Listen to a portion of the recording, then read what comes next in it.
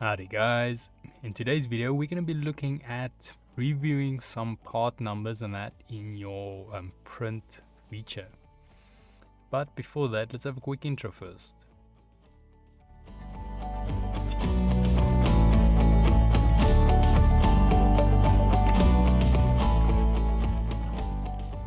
So today's video can be found on softwaretraining.co.za, and we make short and easy to watch problem solving videos, and we also have daily updates. Otherwise, we're back into the program here.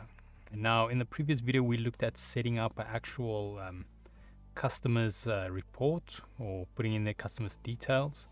So in today's video we're going to be looking at some preview options, and especially when it comes to the part numbers. So I'm just going to say okay again, all the information is still there. Drag us back to our screen, and then on the right here we can see we've got this big box. Now this is where you're going to be previewing stuff, and it's going to give you information and so forth. We have a few different options on top here we should also look at, which is quite important. But in today's video we're going to be looking at the part numbers and their preview. So as you can see, if we're going to print this pretty much like our actual sheet, we're going to be getting the parts and the part numbers. But now something to keep in mind, which is quite important, is it's not going to show all the parts on the project or for the project, only ones you've actually added to your metal sheet. So as you can see, we've got a few numbers missing here. So we don't have one here, so 1 and 2. So what happens is it's not going to display it. So this might confuse your client.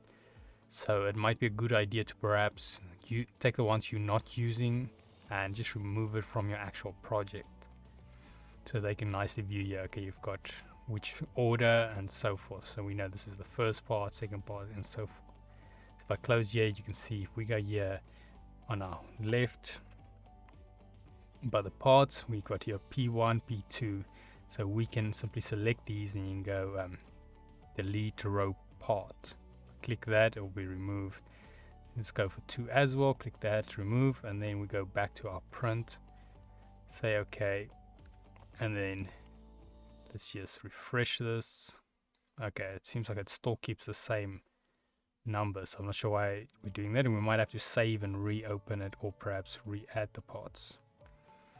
But yeah, otherwise that is it on previewing your actual part numbers. So it is just here on the right, and then it kind of gives you an idea of which numbers are first.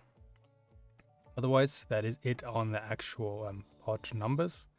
If we head here to softwaretraining.co.za, you guys will notice we've got a variety of different softwares we do cover, and you can also isolate your search on the top right.